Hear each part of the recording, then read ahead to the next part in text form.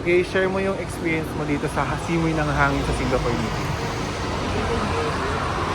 So, anong smell? Share natin to. Alam mo ba guys, ang mga bus dito sa Singapore, meron ditong mga, tawag nito, double-decker bus. So, eto, may dadaan na dito double-decker bus. Hilig na muna. Ayan siya, paparating na. Okay. Ayan siya. Diba? So, going back, ano sabi natin? Kahit ano siya, very, ano tawag din? Maunlad na siya. Maunlad siya. Alam mo, kahit sabihin natin, very, first world country, kumbaga, in short. Ang presko ng hangin, Yung alam mo parang wala siyang pulis. Oo. Tapos ano siya, parang feeling mo nasa probinsya ka lang. By the way, probinsya namin Sorsogon Medyo may amoy usok na yun, pero parang hawig siya ng ganito. So, ayun. Ito pala, ayan, one more time.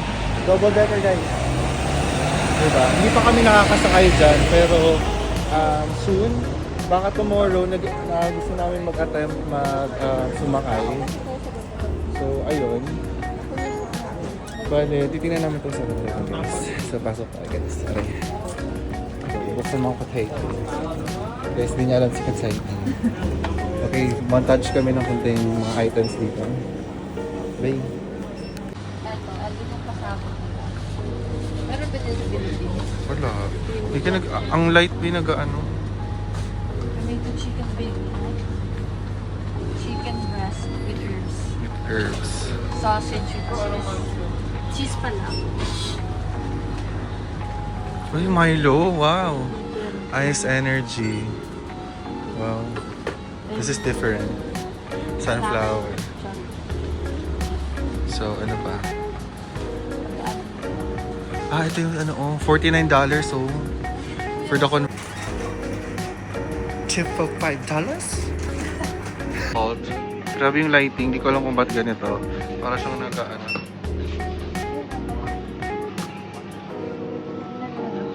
Wala naman. medyo may mga kakaiba. Pero the rest, ilan na. Mga ganito, kagaya yan. Meron niya, nakakat. Meron ba? Pero wala kasing kasi to.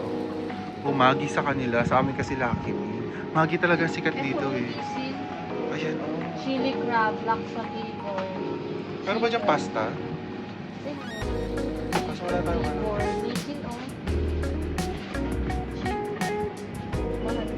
So, ang rule talaga dito pag nasa Singapore ka or any country, I guess. Ayun. Huwag mo sang i-convert yung currency natin dito kasi. So, ayun, rule siguro lang na pwede kong i-share dito sa travel natin is ayun, gusto ko muli na tinapay, Wow. Pero bukas na siguro. Yung mga tinapay kasi dito, ito yung sinasabi ko tinapay last time. So, ito na mga bread, Ang sarap pa naman ng mga ganito, pure cake, Ang mahal nito din sa atin. Ano siya? No dollar, ma'am. No dollar. Papasok tayo sa grocery. So, guys, gusto ko lang din i-share sa pag-stay ko dito sa Singapore, nagkaroon na ako ng accent, guys. So, for example, we're here at Lord Tangyang. We're currently walking. Yes. Very good in English. And there's a lot of there's no nighttime activity here, pero ayun. Eating lang. Sa Pinoy, hindi po kami dumadaan sa sidewalk parating sa dangerous side. Ayan. So, saan na tayo, Babs?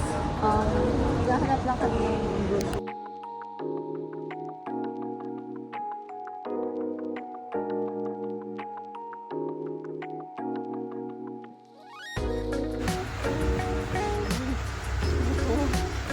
Parang feeling ko this year, guys, parang gusto ko na neto.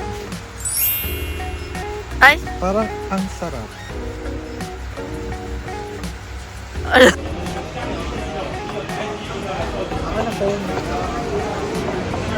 Story time! So, hi guys, bali time check tayo, it's 12:19. Kita-kita naman sa eyes ko, diba? Wiyat na. So, bali dito kami, night out lang kami ni Nikki kasi nagharap kami ng pagkain. Tapos, so, ayun. So, umorder ako. Bale mga siguro 5 to 10 minutes na kami nag-aantay. Yung order ko lang ha, kasi nga buo pa yung pagkain ni more than 10 minutes na. Tapos sabi ko, pakasira to. Tapos pinuntahan ko na sa dun sa pagkain. Tapos sabi sa akin ng kuya, sorry, I forget. Ay sabi ko, hindi, ano to? Ang tagal, grabe. Kasi nagti-12 na eh, ay 12:19 na eh, ang tagal eh. Alam mo yun? So, next time, gigigil ako eh. Pero mabait na tayo ng 2025. So, ayun. Dilis. What's the taste? Baka dilis yung laman niya. Dilis talaga siya. Pati yung laman? Okay, review. Toppings lang. Go. Taste test, guys. Paano sa'yo mo, Ito Beb? ay Ay, napagiginip ulit ko kami.